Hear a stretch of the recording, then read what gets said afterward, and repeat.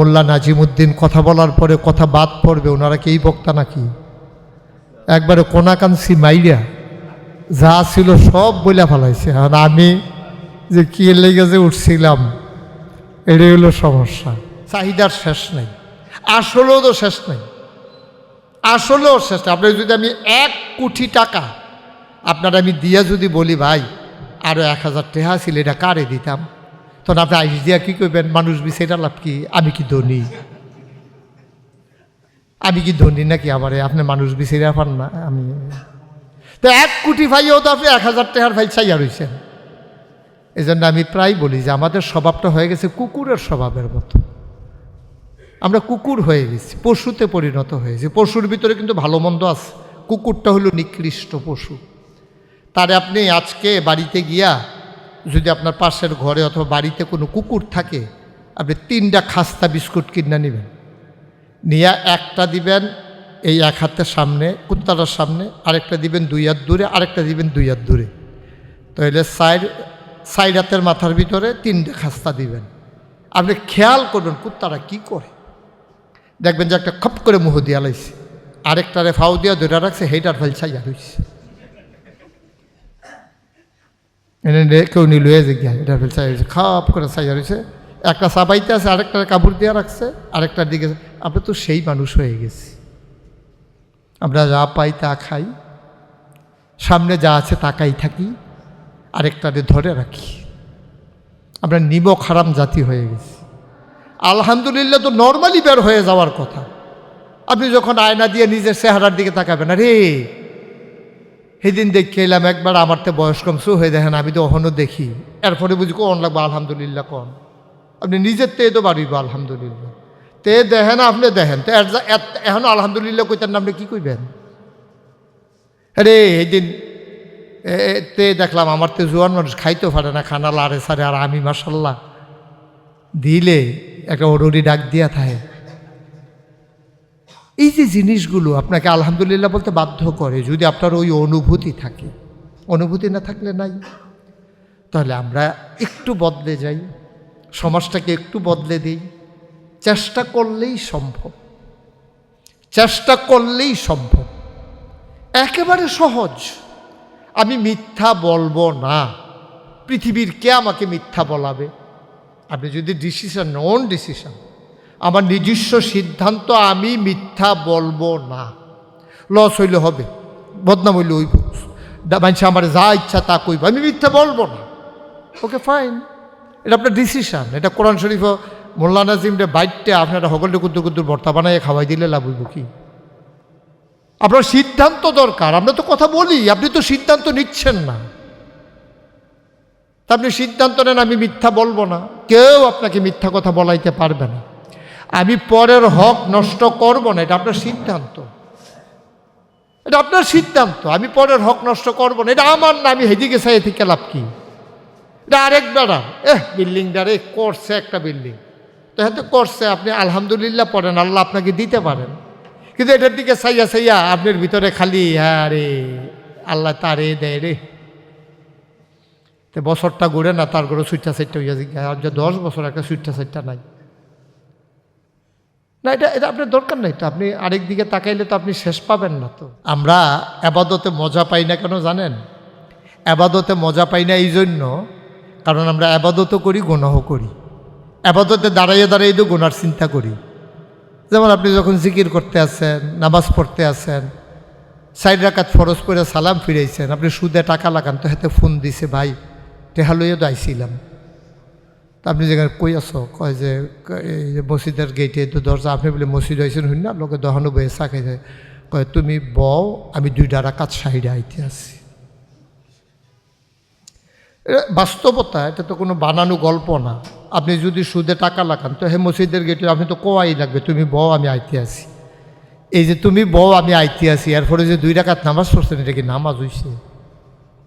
আপনি তো চিন্তা করতেছেন ফুরারা আনছেনি, আরে নামাজ হয় নাই তো, এটা অযথায় না, আপনি একটা আনুষ্ঠানিকতা হয়েছে আর কি। হ্যাঁ, এটা আতালগি দিয়েছেন, কোমরের কাছে বাঁধছেন, কিতাব পড়ছেন, বেহা হইছেন, আবার হুইতালাইছেন, এই হইছে, কিন্তু নামাজ হয় নাই তো আপনার। আপনার ভিতরে নামাজ তখন কাজ করে না তো। আনতা আবুদাল্লাহ কাআন্নাকা তারাহু ফাইন লাম তাকুন তারাহু ফাইন্নাহু ইয়ারাক। এই মেসদাকে আপনি নামাজ পড়েন নাই তো। আল্লাহ রসুল বলছেন এমনভাবে আবাদত করো যেন তুমি তোমার আল্লাহকে দেখতেছো। সুবহানাল্লাহ বলবেন না? আমার দাদার কাছে, দাদা যখন বেঁচে ছিলেন, তো একজন লোক আসছে, আইসা বলতেছে হুজুর তে তো আমার লোক এই কাম করছে। কয় তে এই কাম করছে? কহ হুজুর তে গত বছর হজও করে আইছি, হজ করে আইয়া সেটাতে এই কাম করন।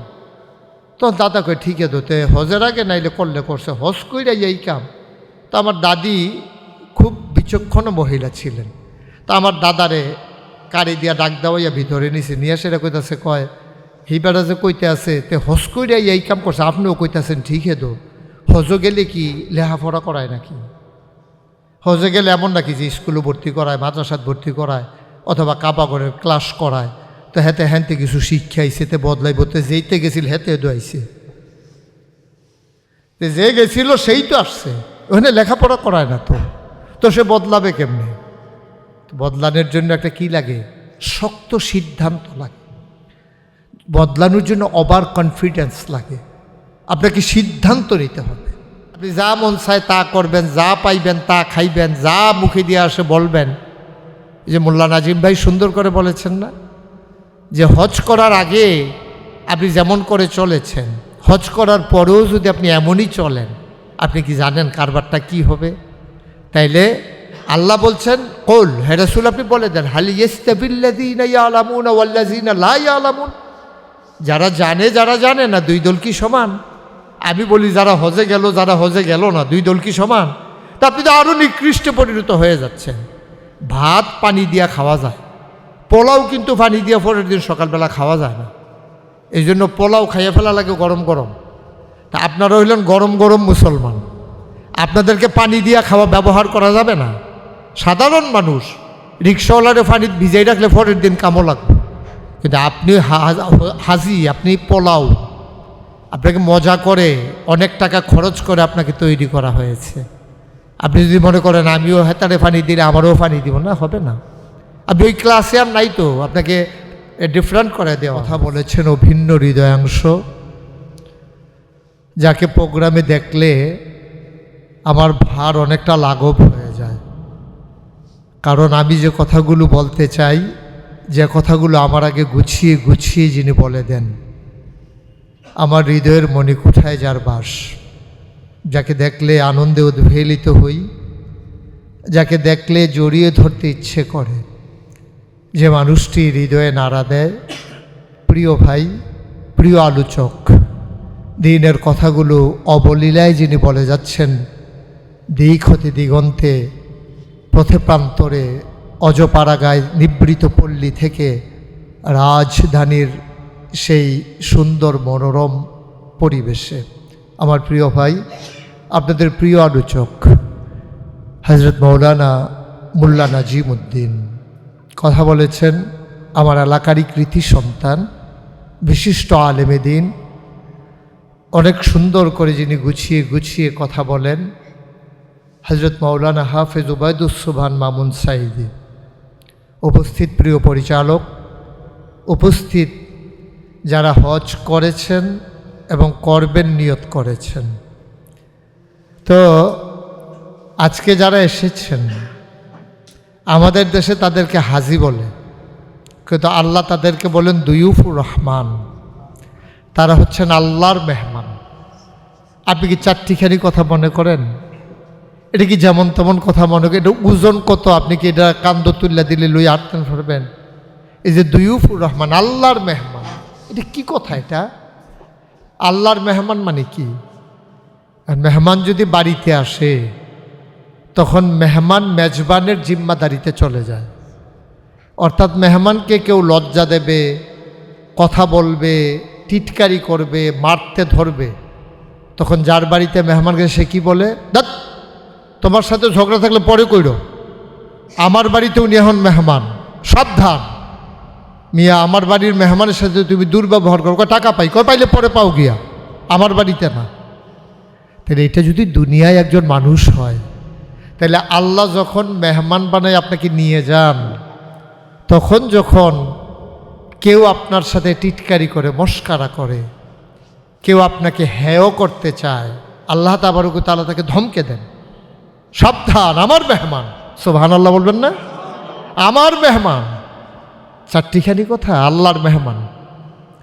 কিন্তু সমস্যা হচ্ছে কি, আমরা আমাদের সম্পর্কে আমাদের ধারণা নাই। আমি যে কে এটা আমি জানি না।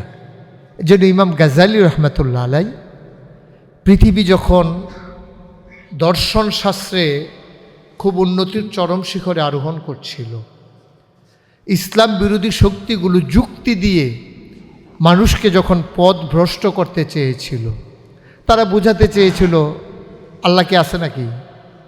তো সাধারণ মানুষ বলতে হ্যাঁ আল্লাহ আছে। দেখাও দেখি আল্লাহ কই? তোকে আল্লাহ দেখা যায় না। দেখা যায় না যেটা, এটা বিশ্বাস করার দরকার কি? ওরা এভাবে বোঝাতো। তুমি যে সারাদিন না খেয়ে থাকো কার জন্য? আল্লাহর জন্য। আল্লাহ কই? আল্লাহ আছেন। কই আছেন? তুমি যে রোজা রাখো ও নিজে দেখে, এটা তুমি বুঝলা কেমনে? কোরিয়াতে গত কিছুদিন আগে আমার সফর ছিল, তো ওইখানে আমাদের দেশের বাংলা ভাষাভাষী প্রায় 25,000 মানুষ আছে। ওরা আমাকে বললো যে হুজুর আমরা যখন রোজা রাখি তো অফিসে গেলে বলে যে, ওরা বলে যে তোমরা না খেয়ে থাকো কেন?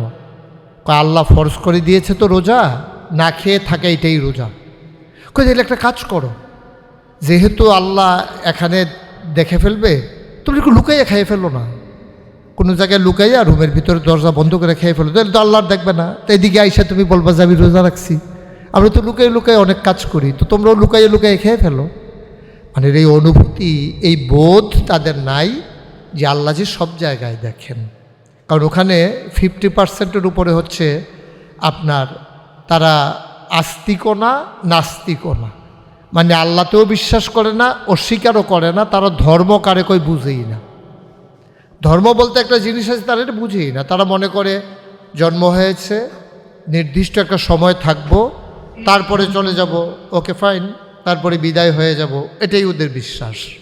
ওরা না আস্তিক না নাস্তিক, অস্বীকার করার সুযোগ নেই। ওরা তো আল্লাহ কারে কয় জানেই না, তো অস্বীকার করবে কি? কিন্তু আমরা যারা আল্লাহকে বিশ্বাস করি, একবার কি ভেবে দেখেছি এই হজটা কেন? ইমাম গাজ্জালী রহমতুল্লাহ আলাই কিমিয়ে সাআদাত একটা বই লিখেছেন, এটার অনুবাদ বের করেছে ইসলামিক ফাউন্ডেশন, সৌভাগ্যের পরশমণি। অত্যন্ত দামি একটা বই, খুব কঠিন একটা বই। কিন্তু আমি দেখেছি পরে যে ওখানে আপনারা যারা শিক্ষিত সজ্জন আছেন এই বইটা পড়বেন। এই জন্য পড়বেন, যখন গোটা পৃথিবীকে ওরা দর্শন শাস্ত্র দিয়ে আল্লাহ বিমুখ, ইসলাম বিমুখ করতে চেয়েছিল, একমাত্র ব্যক্তি ইমাম গাজ্জালী রহমতুল্লাহ আলাইহি, আল্লাহ তাকে এত যোগ্যতা দিয়েছিলেন, তিনি যুক্তির বদলে পাল্টা এমন যুক্তি দাঁড় করিয়ে দিয়েছেন যার কারণে কাফের বেদিনদের, যুক্তিবিদদের মাথা হ্যাট হয়ে গেছে। ওরা কথা বলার মতো কোনো সুযোগ তাদের ছিল না। তিনি বলেছেন যে হে মানুষ, তুমি তোমার নিজেকে 3টা প্রশ্ন করো। 1 নম্বরে আমি কে? কে আমাকে পাঠালো? কেন পাঠালো? এবার আপনারা বলেন তো, এই 3টা প্রশ্নের জবাব আমাদের কার কার কাছে আছে? যেমন করে উনি বলেছেন তেমন করে নাই। আমি যদি বলি আপনি কে, তো মুহিব ভাই বলবে আমারে চিনেন না, আপনি মস্কারা করেন দেখলেই খালি, আপনি আমারে চিনেন না, আমরা তেতাবমি বাড়ি, আমি মুহিবুর রহমান। এটা কী কন আপনি? আমি কে এটা আপনি জান নাও, আমার এই জিগান কেউ কে? এটা একটা হাসির বিষয় না? না, এটা বলেন নাই তো ইমাম গাজ্জালী। আমি কে? আমি মান আরাফা নাফসাহু ফাকাদ আরাফা রাব্বাহু। যে তার নিজেকে চিনেছে সেই তার আল্লাহকে চিনেছে। তা আমরা তো নিজেকেই এখনো চিনি নাই, তা আল্লাহ চিনবো কেমনে বলেন? কেমনে চিনবো আল্লাহ? তা আমি কে? এটা আল্লাহ তাবারক ওয়া তাআলা বলে দিয়েছেন। তুমি কে জানো না? যে তুমি হচ্ছ সেই যে ওয়ামা খালাক, যে তুমি হচ্ছ সেই যে ইন্নী জাইলুন ফিল আরদে খলিফা, আমি তোমাকে এই যে কওম, এ সম্প্রদায় মানুষ বানিয়েছি আমার খলিফা হিসাবে, প্রতিনিধি, অল্টারনেট যাকে বলে। মানে আল্লাহ যা করতে চান আমি তোমাকে দিয়া তা করাতে চাই। আল্লাহর চাওয়াগুলোকে পাওয়ায় পূর্ণতা দেওয়ার জন্য আপনাকে আল্লাহ বানিয়েছেন।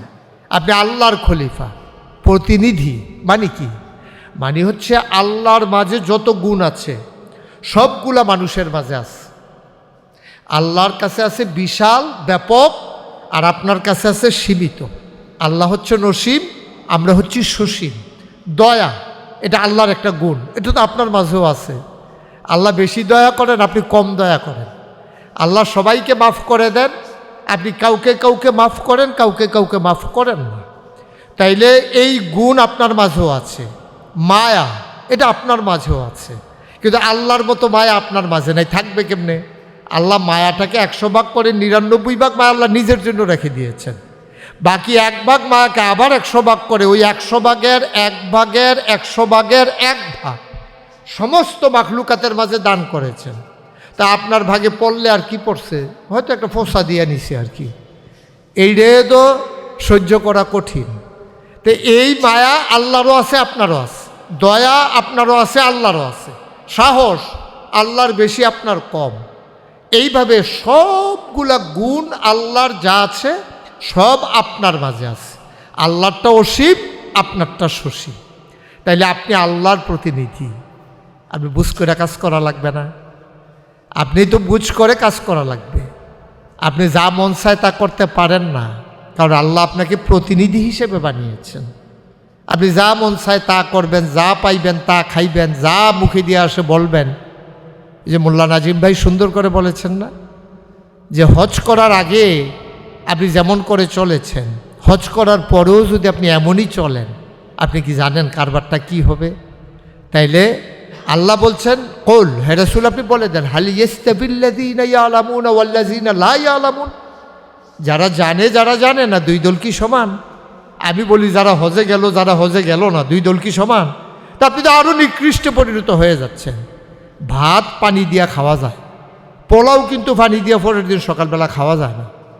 এই জন্য পোলাও খাইয়ে ফেলা লাগে গরম গরম। তা আপনারা হইলেন গরম গরম মুসলমান, আপনাদেরকে পানি দিয়া খাওয়া ব্যবহার করা যাবে না। সাধারণ মানুষ রিক্সাওয়ালারে পানি ভিজাই রাখলে পরের দিন কামও লাগবে, কিন্তু আপনি হাজি, আপনি পোলাও, আপনাকে মজা করে অনেক টাকা খরচ করে আপনাকে তৈরি করা হয়েছে। আপনি যদি মনে করেন আমিও হেতারে পানি দিলে আমারও পানি দিব না, হবে না। আপনি ওই ক্লাসে আর নাই তো, আপনাকে ডিফারেন্ট করে দেওয়া হয়েছে, আপনাকে পার্থক্য করে দেওয়া হয়েছে। একবার কি ভেবে দেখেছেন যে হজটা আল্লাহ কেন দিল? কি দরকারটা ছিল হজের? হজটা আল্লাহ বাছাইকৃত কিছু মানুষের জন্য দিয়েছেন। সবাই হজে যাবে না তো, সবাই আল্লাহর মেহমান হবে না তো। তা আপনি বাছাইকৃত একজন মানুষ। আমি কিন্তু আপনাকে আপনার মাঝে চিনিয়ে দিচ্ছি, আপনি আল্লাহর খলিফা, আল্লাহর যত গুণ সব গুণ আপনার মাঝে আছে। আপনি পোলাও, আপনি ভাত না। এরপরে কি? আপনি কেন আপনাকে, আপনি বাছাইকৃত একজন মানুষ। গোটা পৃথিবীর 800 কোটি মানুষের মাঝে আপনি বাছাইকৃত একজন মানুষ, এটা আপনাকে মনে রাখা লাগবে। আচ্ছা, এই যে হজ করতে আমরা সবাই মক্কায় যাই কেন? বাংলাদেশে একটা জায়গা বানাই দিলে ভালো ছিল না? যার যার দেশে শেষে আমরা হজ করতাম, ওইখানে কেন? আল্লাহ মনে করিয়ে দিচ্ছেন, তুমি যেখানেই থাকো তুমি কিন্তু সেই জায়গার মানুষ না, গোটা পৃথিবীর মানুষ হচ্ছে এক। এই এক বোঝানোর জন্য এক জায়গায় নিয়ে গেছে। কি সমস্যা ছিল কি? বাংলাদেশে ছোটো একটা জায়গা বানাইয়া আমরা যদি ওইখানে তাওয়াফ করতাম, হজের কাজগুলো সব করতাম, কুরবানি দিতাম, প্রয়োজনে মাসখানেকের জন্য ঢাকা চলে যেতাম, সমস্যা ছিল কি? কিন্তু মক্কায় নিতে হবে কেন? মক্কায় নিয়ে বোঝানো হয়েছে, তুমি পৃথিবীর যে প্রান্তে, যে অঞ্চলে, যে দিগন্তেই তুমি অবস্থান করো, তোমার মূল ঠিকানা হচ্ছে, তোমার মূল পরিচয় হচ্ছে তুমি এলাকার না, তুমি কোনো অঞ্চলের না, তুমি কোনো ভাষাভাষীর ভিতরে সীমাবদ্ধ না। তুমি বাংলায় কথা বলো বলে বাঙালি, বাংলাদেশে থাকো বলো বাংলাদেশি, কিন্তু তুমি কি জানো? তোমার মূল পরিচয় হচ্ছে ইন্নানি মিনাল মুসলিমিন, আমি মুসলমান। আর এটা মনে করিয়ে দেওয়ার জন্য আল্লাহ আপনাকে সেখানে নিয়ে গেছেন, কেন্দ্রবিন্দুতে নিয়ে গেছেন, ট্রেনিং সেন্টারে নিয়ে গেছেন। কিন্তু এই ট্রেনিং পাওয়ার পরে আমরা বদলাই না কেন? আমার দাদার কাছে, দাদা যখন বেঁচে ছিলেন, তো একজন লোক আসছে, আইসা বলতেছে, হুজুর তো আমার লোক এই কাম করছে। কয় এই কাম করছে হুজুর তে গত বছর হজও করে আইছি, হজ করে আইয়া সেটাতে এই কাম করন। তখন দাদা কই ঠিক আছে তে হজের আগে নাইলে করলে করছে, হজ করে আইয়া এই কাম। তো আমার দাদি খুব বিচক্ষণ মহিলা ছিলেন। তা আমার দাদারে কারি দিয়া ডাক দেওয়াইয়া ভিতরে নিছে, নিয়ে সেটা কইতাছে কয় হিবারা যে কইতে আছে তে হজ করে আইয়া এই কাম করছে, আপনিও কইতাছেন ঠিক তো হজও গেলে কি লেখাপড়া করায় নাকি? হজে গেলে এমন নাকি যে স্কুলে ভর্তি করায়, মাদ্রাসাত ভর্তি করায়, অথবা কাবাগরের ক্লাস করায়? তো হেতে হ্যানতে কিছু শিক্ষা আইসে তে বদলাই বলতে যেইতে গেছিল হেতে দোয়াইছে, যে গেছিল সেই তো আসছে, ওখানে লেখাপড়া করায় না। তো সে বদলাবে কেমনে? বদলানোর জন্য একটা কি লাগে? শক্ত সিদ্ধান্ত লাগে। বদলানোর জন্য ওভার কনফিডেন্স লাগে। আপনাকে সিদ্ধান্ত নিতে হবে। আমরা আবাদতে মজা পাই না কেন জানেন? আবাদতে মজা পাই না এই জন্য, কারণ আমরা আবাদতও করি, গুনাহ করি। আবাদতে দাঁড়াইয়ে দাঁড়াইয়ে তো গুনার চিন্তা করি। যেমন আপনি যখন জিকির করতে আসেন, নামাজ পড়তে আসেন, 4 রাকাত ফরজ করে সালাম ফিরাইছেন, আপনি সুদে টাকা লাগান, তো হাতে ফোন দিছে ভাই টেহা লইয়া তো আইছিলাম। তা আপনি যেখানে কই আসো, কয় যে এই যে মসজিদের গেটে তো দরজা, আপনি বলে মসজিদ হয়েছেন হইন না, লোকে দহানো বয়ে চা খাইছে, কয় তুমি বও আমি 2 রাকাত সাইডে আইতে আসি। বাস্তবতা, এটা তো কোনো বানানো গল্প না। আপনি যদি সুদে টাকা লাগান তো হে মসজিদের গেটে আপনি তো কোয়াই লাগবে, তুমি বও আমি আইতে আসি। এই যে তুমি বও আমি আইতে আসি, এরপরে যে 2 রাকাত নামাজ পড়ছেন, এটা কি নামাজ হইছে? আপনি তো চিন্তা করতেছেন ফুরাটা আনছেনি, আরে নামাজ হয় না তো, এটা অযথায় না, আপনি একটা আনুষ্ঠানিকতা হয়েছে আর কি। হ্যাঁ, এটা আতালগি দিয়েছেন, কোমরের কাছে বাঁধছেন, কিতাব পড়ছেন, বেহা হইছেন, আবার চালাইছেন, এই হইছে, কিন্তু নামাজ হয় নাই তো আপনার ভিতরে নামাজ তখন কাজ করে না তো। আনতা আবুদাল্লাহ কাআন্নাকা তারাহু ফাইন লাম তাকুন তারাহু ফাইন্নাহু ইয়ারাক। এই মেসদাকে আপনি নামাজ পড়েন নাই তো। আল্লাহ রসুল বলছেন এমনভাবে আবাদত করো যেন তুমি তোমার আল্লাহকে দেখতেছো। সুবহানাল্লাহ বলবেন না? ফাইন লাম তাকুন তারাহু, তুমি তো দেখো না, তোমার এই ক্ষমতা নাই। ফাইন্নাহু ইয়ারাক, অন্তত এইভাবে নামাজ পড়ো যে তুমি তোমার আল্লাহকে দেখো না, কিন্তু তোমার আল্লাহ তোমাকে দেখতেছেন। তা আপনি এই নামাজকে আমরা পড়ি নাকি? এই হজকে আমরা করছি নাকি? যদি এই হজই আমরা করতাম, তাহলে আরাফার ময়দানে গিয়া কে কত টাকা দিয়ে আইছে এটার দরকারটা কি? আমার কি দরকারটা লাগছে আমার এই হিসাব মিলানোর? কে কত টাকা দিয়েছে, যে যত টাকাতে মাগ না আইছে, আমার সমস্যা কি? তো মাগ নাই আইসে ওখানে ফিরি, তারে আরো আলগা টেহাও দিছে। আইসে তো আইসে, টেহা তো গেছে না, তারে আরো ডেইলি 500 টাকা রোজ হিসাবে দিছে। তা আপনার সমস্যা কি? আপনার সমস্যাটা কি? কেন আপনি এটা নিয়ে আলোচনা করেন? কেন আপনি এটা নিয়ে গবেষণা করেন? মানুষের চাহিদার কি শেষ আছে নাকি? অর্থনীতির ভাষায় একটা সূত্র আছে, চাহিদা অফুরন্ত। চাহিদার শেষ নাই, আসলেও তো শেষ নাই, আসলেও শেষ নাই। আপনার যদি আমি 1 কোটি টাকা আপনার আমি দিয়া যদি বলি ভাই আরও 1000 টাকা ছিল, এটা কারে দিতাম, তখন আপনি আইস দিয়া কী করবেন? মানুষ বিষয়টা লাভ কি? আমি কি ধনী? আমি কি ধনী নাকি? আমারে আপনি মানুষ বিষয়টা পান না? আমি তো 1 কোটি ভাইও তো আপনি 1000 টাকার ভাই চাইয়া রয়েছেন। এই জন্য আমি প্রায় বলি যে আমাদের স্বভাবটা হয়ে গেছে কুকুরের স্বভাবের মতো। আমরা কুকুর হয়ে গেছি, পশুতে পরিণত হয়েছি। পশুর ভিতরে কিন্তু ভালো মন্দ আছে, কুকুরটা হলো নিকৃষ্ট পশু। তারে আপনি আজকে বাড়িতে গিয়া যদি আপনার পাশের ঘরে অথবা বাড়িতে কোনো কুকুর থাকে, আপনি 3টা খাস্তা বিস্কুট কিনে নেবেন, নিয়ে একটা দিবেন এই 1 হাতের সামনে কুত্তাটার সামনে, আরেকটা দিবেন 2 হাত দূরে, আরেকটা দিবেন 2 হাত দূরে, তাহলে 4 হাতের মাথার ভিতরে 3টা খাস্তা দিবেন। আপনি খেয়াল করবেন কুত্তারা কি করে, দেখবেন যে একটা খপ করে মুহ দিয়া লাইছে, আরেকটারে ফাউ দিয়া ধরে রাখছে, হেইটার ফেল ছাইয়া রয়েছে,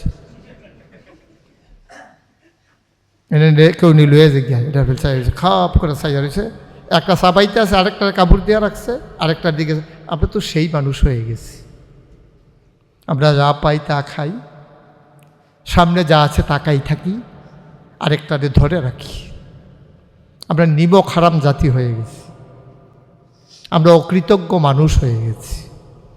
এজন্য আমরা আল্লাহর শুকরিয়া আদায় করতে পারি না।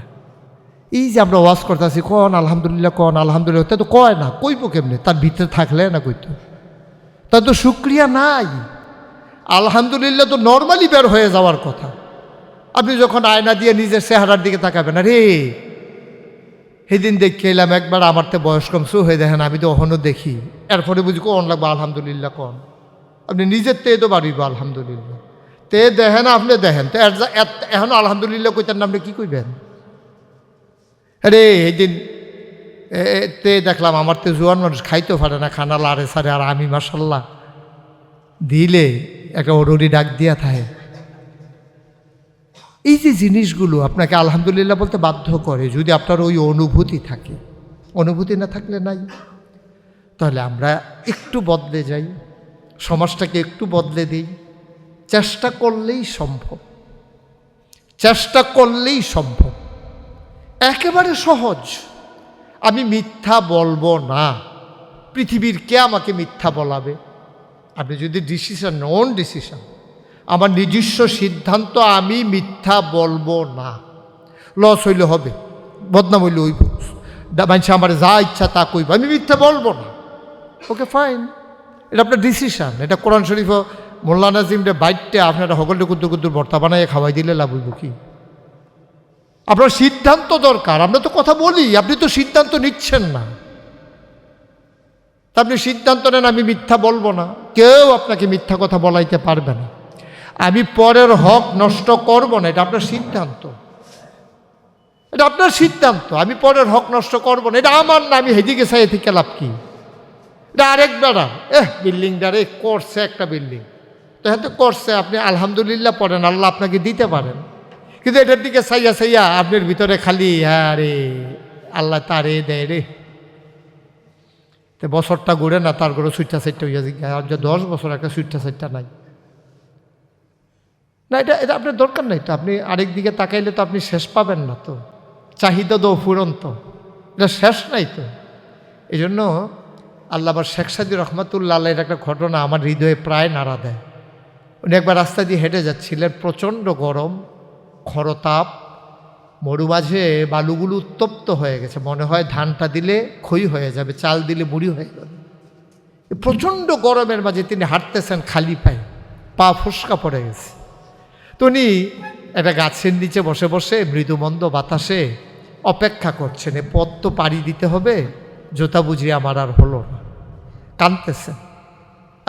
একজোর জুতা, এটা আল্লাহ তুমি ব্যবস্থা করে দিলে পারো না? কত মানুষ কত কিছু দিছ, একজোর জুতা আমার দিলে সমস্যাটা কি? কাঁদতেছে।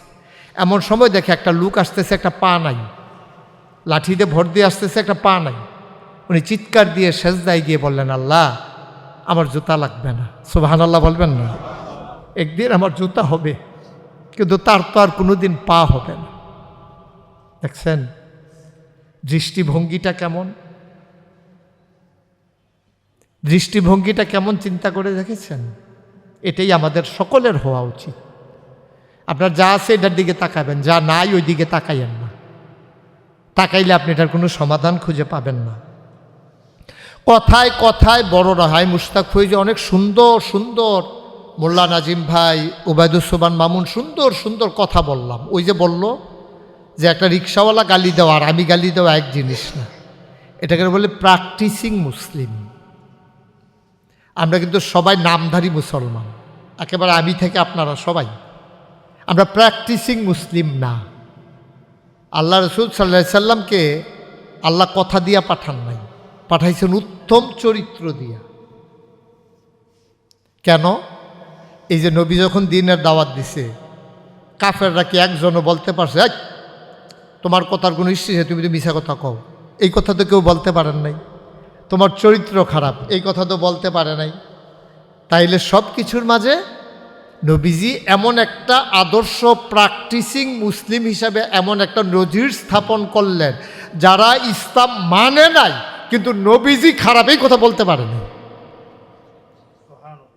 জন্য প্রফেসর গোলাম আজম সাহেব, জামাত ইসলামীর সাবেক আমির, ওনার একটা আলোচনায় আমার থাকার সুযোগ হয়েছিল। আমি যখন ঢাকাতে পড়ি তখন উনি বলেছিলেন যে তোমাকে এমনভাবে তৈরি করো যে 1000 লোক একটা রুমের ভিতরে আছে, 1000 লোকে দেখছে একজনের পকেট থেকে 1000 টাকার একটা নোট পড়ে গেছে। তখন তো 1000 নোট ছিল না, 500 টাকার নোট।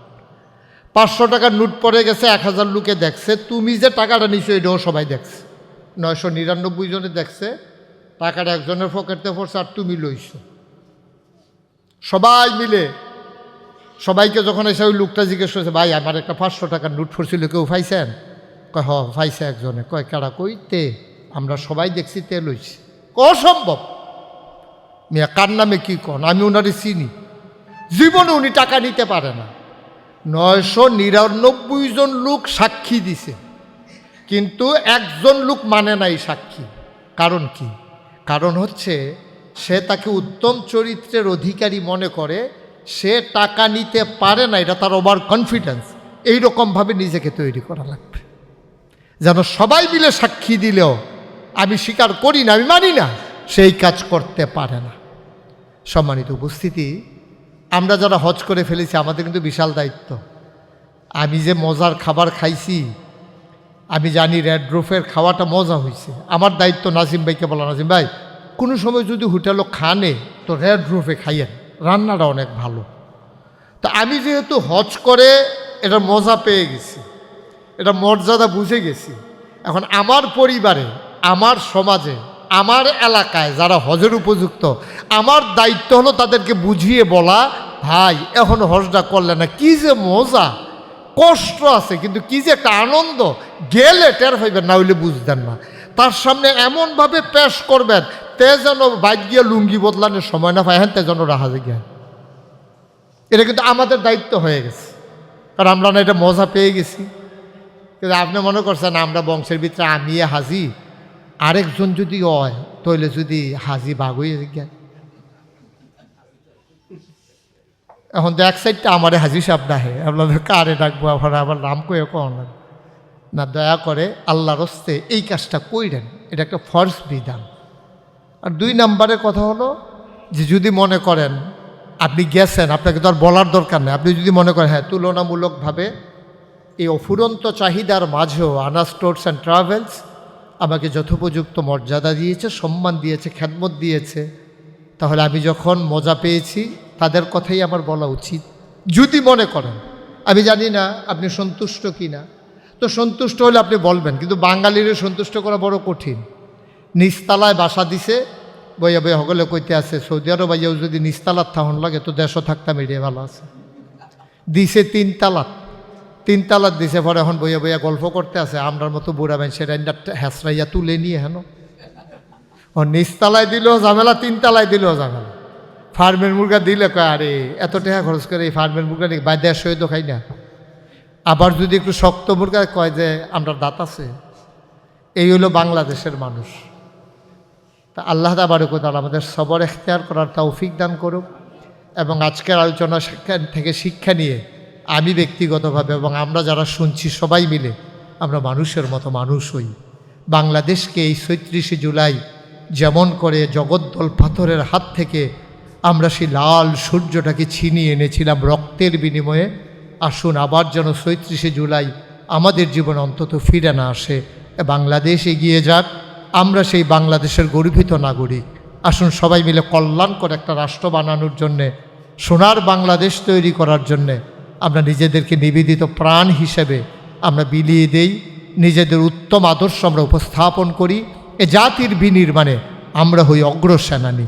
আমরা সবাই মিলে এগিয়ে যাই, সবাই মিলে সবাইকে নিয়ে এগিয়ে যাই এ সুন্দর সমাজ বিনির্মাণে। এ রাস্তাঘাট থেকে শুরু করে সকল জায়গায় সুন্দর পরিবেশ রক্ষার্থে আমরা একটু কাজ করি। চকলেটটা খেয়ে আমি চকলেটের কাগজটা রাস্তায় ফেলে না দিই, আমি জুস খেয়ে প্লাস্টিকের সেটা, গতকালকে সেই সম্পর্কে ঢাকাতে আমাদের একটা কনফারেন্স ছিল, 700 বছর আপনি যে পলিথিনের ব্যাগটা ইউজ করেন 700 বছর ওইটা পচে না।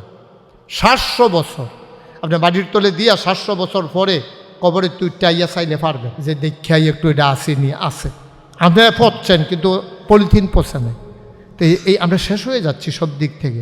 একটু সুন্দর হই, সুকুমার বৃত্তি লালন করি, নিজেদেরকে মানুষের মতো মানুষ তৈরি করি, ভবিষ্যৎ প্রজন্মকে ওইভাবে একটু গড়ে তুলি। আসুন আমরা সবাই মিলে আমরা সোনার মানুষ হয়ে যাই ইনশাআল্লাহ। আল্লাহ তাবারকাল আমাদের সবাইকে কবুল করুক। এই আনাস ট্যুরস অ্যান্ড ট্রাভেলসকে আল্লাহ যেন কবুল করে, হাজিদের খেদমতে তারা যেন নিবেদিত প্রাণ হয়ে কাজ করে যেতে পারেন। উদ্দেশ্য থাকুক হাজিদের খেদমত, রুটি রুটির জন্য আল্লাহ যা দেওয়ার তা দেবে ইনশাআল্লাহ। উদ্দেশ্যটা অটুট থাকুক এবং উদ্দেশ্যটা সৎ থাকুক। আল্লাহ আমাদের সবাইকে কবুল করুক। আসসালামু আলাইকুম রহমতুল্লাহি ওবারাকাতুহু। আমরা সবাই মিলে একটু দোয়া করি যে আমরা যেন আমাদের কথার মাধ্যমে বাংলাদেশের যারা এখনও হজ করেন নাই তাদেরকে যেন আমরা উদ্বুদ্ধ করতে পারি, বোঝাতে পারি। এটা আমাদের নৈতিক দায়িত্ব। আল্লাহ আমাদের সবাইকে কবুল করুক। আল্লাহুম্মা আমিন। রব্বানা যালামনা আনফুসানা ওয়া ইল্লাম তাগফির লানা ওয়া তারহামনা লানাকুনান্না মিনাল খাসিরিন। রব্বানা আতিনা ফিদ দুনিয়া হাসানাতাও ওয়া ফিল আখিরাতি হাসানা ওয়া কিনা আযাবান নার। আয় আল্লাহ তাআলা, আমরা যারা হাত বাড়ালাম আমাদের জীবনের গুনাহগুলো তুমি মাফ করে দাও। আমাদের যার যত অভাব আছে তুমি দূর করে দাও, যার যত পেরেশানি আছে উদ্ধার করে নাও। আমাদের যাদের আব্বা আম্মা কবরে, কবরগুলোকে জান্নাতের টুকরা বানিয়ে দাও ইয়া রাব্বাল আলামিন। আমাদের ভিতরে যারা ঋণগ্রস্ত ঋণমুক্ত বানিয়ে দাও, যারা অসুস্থ শিফায়ে কামেলা নসিব করে দাও। আমাদের সুন্দর সুন্দর কাজগুলোকে তুমি মাওলা কবুল আর মঞ্জুর করে নাও। আমাদের কথার ভিতরে বরকত দাও, চরিত্রের ভিতরে সৌন্দর্য দান করো। আয় আল্লাহ তাআলা, আমরা প্র্যাকটিসিং মুসলিমে যেন পরিণত হতে পারি, সেই তৌফিক তুমি আমাদেরকে দান করে দাও। আজকের আয়োজন আনাস ট্যুরস অ্যান্ড ট্রাভেলস, আল্লাহ তুমি এই প্রতিষ্ঠানটাকে কবুল আর মঞ্জুর করে নাও। এ প্রতিষ্ঠানের সাথে যারা জড়িত, সুস্থতার সাথে আয় আল্লাহ তোমার ভয় অন্তরে নিয়ে কাজ করে যাওয়ার তৌফিক তুমি তাদেরকে দান করে দাও। আমরা সবাই মিলে তোমার কুদরতি পায়ে ধরে ভিক্ষা চাই। আমরা যারা এখনো যেতে পারি নাই, যাওয়ার তৌফিক দান করে দাও। যারা যেতে পারলাম, বারবার তোমার ঘরের কাছে যাওয়ার তৌফিক আমাদেরকে দান করে দাও। ও রব্বানা ফাগফির লানা যুনুবানা ওয়া কাফির আন্না সাইয়্যাতিনা ওয়া তাওয়াফানা মা'আল আবরার। আয় আল্লাহ, গত 1 বছর আগে এই সোনার দেশকে আল্লাহ রাহু মুক্ত করার জন্য যারা জীবন দিল তাদেরকে শহীদ হিসেবে কবুল আর মঞ্জুর করে নাও। যারা এখনো পঙ্গু হয়ে হাসপাতালে পড়ে আছে, অসুস্থ জিন্দেগি করতেছে, তুমি তাদেরকে সুস্থতার নেয়ামত দান করে দাও। বাংলাদেশে কখনো যেন আর এমন করে কোনো স্বৈরাচারের জন্ম না হয়, সেই ব্যবস্থা করার আমাদেরকে সচেতন থাকার তৌফিক তুমি দান করে দাও। আমিন আমিন আমিন ইয়া রাব্বাল আলামিন। বিহাক্কে কলমে তৈয়ব লা ইলাহা ইল্লাল্লাহু মুহাম্মাদুর রাসূলুল্লাহ। আসসালামু আলাইকুম ওয়া রাহমাতুল্লাহ। আল্লাহ তাবারক ওয়া তাআলার দরবারে আমরা লাখো কোটি শুকরিয়া জ্ঞাপন করছি, যিনি আমাদেরকে শত ব্যস্ততার মাঝেও সেই রক্তাক্ত 5ই আগস্ট, 36 জুলাই এমন একটি দিনে 1 বছর আগে এই সময়টাতে মানুষগুলো যখন আনন্দে উদ্বেলিত, মানুষগুলো যেন স্বস্তির নিঃশ্বাস ফেলেছিল, সেই এমন একটি স্মরণীয় দিনে আনাস ট্যুরস অ্যান্ড ট্রাভেলস তাদের এই হজ পুনর্মিলনী এবং প্রাক নিবন্ধন আজকের আয়োজনে আমাদেরকে একত্রিত হওয়ার তৌফিক এনায়েত করেছেন। প্রতিদিনই যখন বৃষ্টির রিমঝিম বরিশন ধারা আর আকাশে মেঘের ঘন ঘটা রুটিনকে চেঞ্জ করে দেয়, কিন্তু আজকে যিনি রৌদ্রোজ্জ্বল একটি দিন আমাদের জন্য উপহার দিয়েছেন, আমরা সেই দিনে আনন্দঘন পরিবেশে দিনের কথাগুলো শোনার জন্যে একত্রিত হওয়ার তৌফিক এনায়েত করেছেন। এই জন্য মাবুদের দরবারে মাবুদের শিখানো কলেমা দিয়ে আমরা সবাই মিলে আবারও শুকরিয়া আদায় করি, সবাই পড়ি আলহামদুলিল্লাহ। আজকের আয়োজনের সম্মানিত সভাপতি, আমার প্রিয় ভাই, আমার এলাকার গর্বের ধন, যার গোটা পরিবারটাই আলেম পরিবার, অতীতে এবং বর্তমানে, জনাব হযরত মাওলানা মুহিবুর রহমান